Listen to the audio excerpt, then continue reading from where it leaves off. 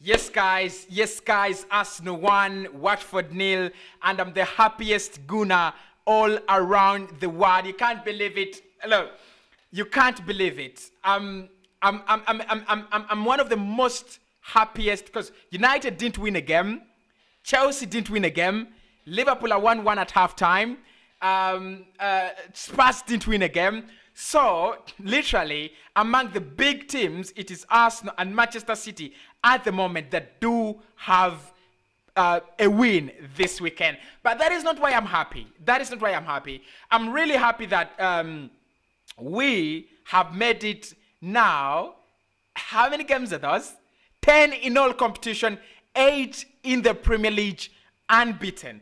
We have won 8 out of the last 10 games and drawn to no loss. Who knew we would be singing this song? Who knew that things could dramatically change and turn around like this? It's absolutely unbelievable. That game there, what we saw character, we saw quality, we saw talent, we saw game management, we saw everything in one game. And I'm going to tell you why I think this game means the world to me. We are officially in the top 5. Guys, we are in the top 5.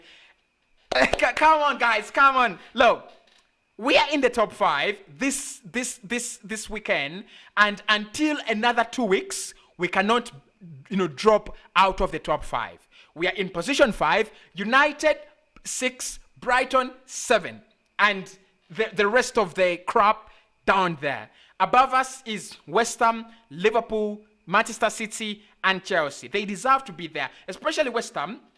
They have really started well. They've won a couple of games. They've been outstanding and things like that. They didn't really start. They didn't have the highest gear to the start, but they've managed to pick up decent performances and decent points, and they deserve to be where they are. But Arsenal, oh my God, what a game! That Aubameyang penalty. When I was watching that game, I was a little bit nervous because at times we do give away points when we do not have to give them up. So first, it was the Saka goal. I did go into celebration, and I still don't understand how that doesn't go in. I mean, it doesn't go down the books.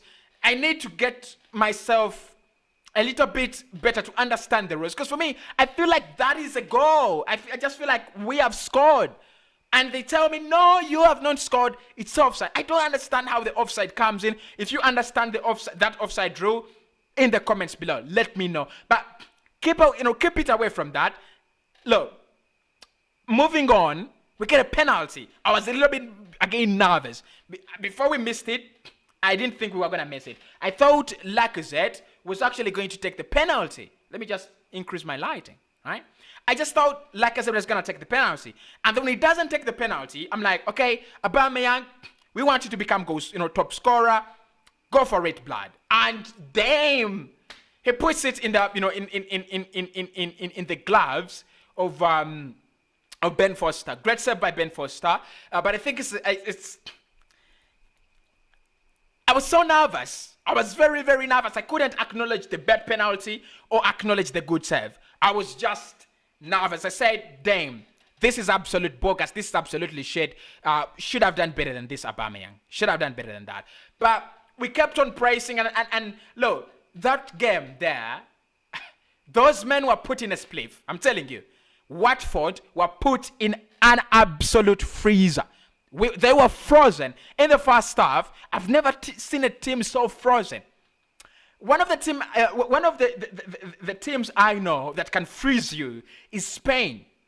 When Spain have that ball and they're knocking it around, you can freeze. You can easily freeze as an opponent. Today, we froze Watford in the first half. Yeah, in the second half, it was a little bit different. 50-50 ball possession. But in the first half, 71% ball possession. When have we seen that? Where have we seen that from Arsenal? Absolutely. It's one of those performances we have seen a club not respond. They didn't respond. And the second half, the Smith Rowe goal. What should I say, or what should I not say about that Smith Rowe goal? Because everything that happened in that game rotated around us getting a goal. Because we did everything. We were absolutely doing everything. What we wanted was to find an equalizer. Not an equalizer really, but to find a cutting edge. That's what we wanted. Get a cutting edge, just put those men in a split. Because they were already frozen. They had accepted that this is a game that Arsenal were gonna win, right?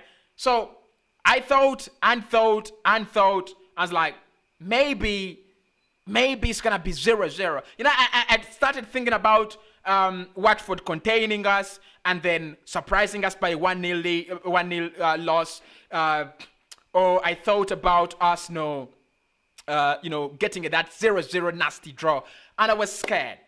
But then Smith Rowe with a debunker. He debunked the theory, right? He debunked all the theories. Remember, I told you that we had, before coming in this game, we had scored in each of our last 30 home games against promoted side. We had beaten Watford 11 times. 11 times when they had visited us, right? We last lost to Watford in 2017. All that and more. Yes, there was a lot to talk about. There's a lot to take in. But finally, my team Arsenal getting the win. It was a very, very much needed win. It was a very, very much needed win. And you know what? Shout out to Ainsley, because I said Ainsley's going to have a poor game. I thought he was going to have a stinker. And he also debunked the theory. Yeah, he debunked the theory of him having a bad game. And he actually had a very, very good game. A better game than many players on that pitch. In the midfield, I think he did well covering up for Nuno Tavares and also driving the ball forward often whenever he could. Look, I think he did what he had to do. He kept it simple. He didn't really do what Thomas Partey was going to do in that game, which we know that is a very, very hard task to ask a player of the caliber of Smith Rowe. But again, he didn't destroy anything. That's one of the things that we've got to watch out for. He didn't actually destroy anything. He put up a very, very good performance. So Ainsley, a shout out to Mikel as well. The tactics worked, because I think the more you're in the game, I thought it was an advantage. Yes, it is an advantage to the older managers, but it is also a very, very big disadvantage, because you easily get found out. You easily get, your tactics are easily found out. Because for me, I said it when we are going to play Watford. I said the disadvantage they have is they have a manager whose philosophy we know. The advantage they have is that they have a manager who has a philosophy, a manager who's been in the game for quite some long, right? For quite some long time. You know, I've already seen that thing on TikTok. Someone saying, I've been in this game for more than 20 years, right? So it was a disadvantage because we found them out. We knew they were going to try to work on the break. They tried to work on the break. So it was a little bit disgusting because they played into our hands. We didn't actually play into their hands. At first, I thought we were playing into their hands, but we didn't. They played into our hands, and we absolutely stripped them like like club strippers. We stripped them. They were only stripping, in that game. So brilliant performance, guys. Good performance. Next is Liverpool. I don't know. The stress at the moment. I'm sipping Coke. So the stress is for another day. The stress is for another day. This one is in. I'm going to be doing my reaction to Troops. I'm going to do my reaction to FTV's Watch Along as well. And I'll do my reaction to... which other Gunners are there to do reactions about? FTV no longer have DT, so it's going to be a little bit boring, isn't it? But... I'll do my reactions to Troops. I know you guys do love Troops. Everybody loves Troops. So I'll do my reaction to Troops and see how the game was taking. Man, it was stress. It was stressful. It was stressful until we finally put the thing down. So we've gone 10 games and beaten 8 in the league. That is the longest we have gone in a league unbeaten. 8 games unbeaten. We lost 3. We have not lost in 8. Come on, Arsenal. Come on. And I think against Liverpool, it's going to be a matter of character. It's going to be a matter of character.